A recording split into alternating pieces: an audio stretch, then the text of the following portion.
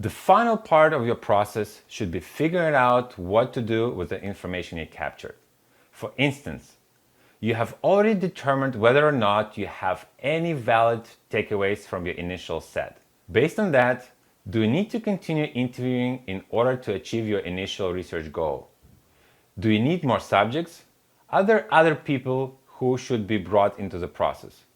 Generally speaking, I like to have a regular cadence of interviews regardless of my and my team's focus. That's because I'm always going to benefit from having access to more information. I try to have at least one prospect or customer interview on my calendar every other week. I recommend you do the same. Depending on the findings from your interview, it might be appropriate at this point to share your findings with the other team members. This might include members from your go-to-market team who participated in your interviews, your company's marketers, salespeople, product managers, designers, and engineers. It can also be helpful to try to create a product council. This would include customers who get exclusive insight into your product roadmap in exchange for providing input on product features before they're built and released, which helps validate the problems. Not all of the customers will be candidates for these types of arrangement, but if you run into the interview subjects that they're particularly helpful, it might be worth asking them whether they would be interested in being involved at this level. Whether you're working internally with your go-to-market team or externally with a product council, circulate your findings to get feedback on your data. If everyone agrees that findings are valid, share them with the team members or teams that should take action based on them. As an example, if your customer interviews have surfaced important product findings, communicate them to your product and development teams so they can be integrated into your existing priorities and systems. If you captured findings on a product messaging, make sure all of your company's sales and marketing people are looped into what is and what isn't working for your customers. Interview findings don't necessarily mean your product team needs to drop everything to create new feature or new functionality you have identified, or that marketing team needs to scrap all of its materials to create assets with new language based on the interview data. Instead, these and other teams need to take this information into consideration alongside other sources of research or input they are using to form a more holistic understanding of what changes are required. If possible, try to have each of these teams commit to a specific action in terms of what they will do with interview findings.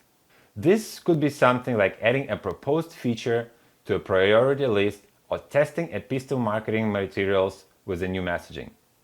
Or it should just mean agreeing to discuss your findings in the next team meeting. In any case, try to get teams to commit to taking an action. Otherwise, qualitative feedback analysis may fall through the cracks. Check back after a certain period of time to ensure that action items have been completed by the teams. Hopefully, by that point, you'll have a new feedback and insight to share based on your latest round of customer interviews. Congratulations! You're now ready to conduct your customer interviews. I know this was a lot of material, so before we close, let's do a quick recap of everything we have learned. Every new project should start with the customer interviews. It's a first step in creating ideal customer profiles, brand stories, strategic messaging, and so much more. They're extremely valuable. The goal of customer interviews is to understand your customers and the context of their daily activities and problems. It's not for your customers to tell you what to build. It is for you to decide how you can solve their customers' problems and provide value to them. A product for everyone is a product for no one. Context is a key to understanding your customers. That's why it's so important to get on the phone with them and understand their day-to-day operations. Remember, the company that's closer to its customers wins. Interviewing customers is a requirement when you are developing a new product or want to improve your product or launch a new feature. Every organization needs to be clear on its ideal customer and about its story, positioning, and messaging. Again, customer research calls are a wonderful way to develop these. Now, let's talk about planning the interviews themselves. A successful interview has surprising and actionable insight. If you are not learning something new or not taking away feedback you can do something with, you need to take a look at who you're interviewing and what questions you are asking. You want to set reasonable expectations about what you can achieve with the customer and prospect interviews. Successful customer interviews come down to the 5 factors. 1. Formulate the problem. 2. Ask the right people. 3. Ask the right questions in the right way. 4. Create a uniform structure for customer interviews. 5. Record feedback. There are 3 stages of planning questions.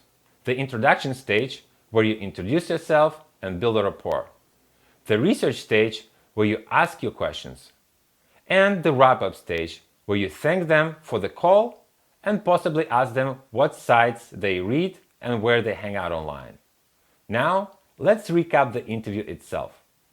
When asking questions, always try to get people to use actual examples. This helps give you real feedback, not abstract ideas on how they might behave. Digging into the problem is good, but looking for success is just as meaningful. Leave your beliefs at the door and avoid asking leading questions. Conduct at least 10 to 20 interviews. How you research out the potential interview subjects depends on the relationship you have with them. When reaching out to the non-customers, start with LinkedIn and only then move on to email if somebody doesn't respond. A cold outreach on LinkedIn contains multiple communications. Develop your own message templates and scripts that you can send without having to think too much about writing. Send a sequence of reminder messages to people who have booked interviews with you to help prevent no-shows. Research the person you are interviewing.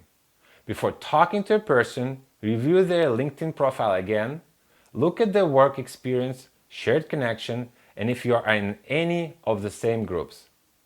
Make sure any team members you are decided to bring into the interviews are well prepared as well. Record your interviews. It helps you be a more active listener and gives you a record to go back and listen to later. Just make sure you ask for permission. Create a comfortable environment that doesn't feel like interrogation.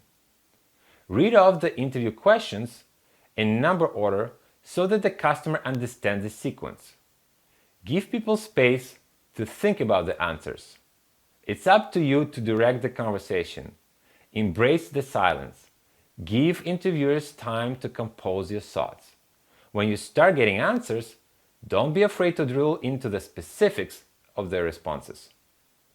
Be reserved when you are doing your interviews. Your excitement gives away your intention. Ask the same questions in different ways.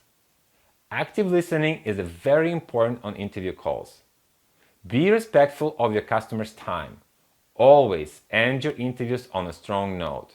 And finally, let's recap the analysis of your interviews. When all interviews are complete, make sure you have summaries of all the interviews you are conducting so that you can reference each conversation quickly.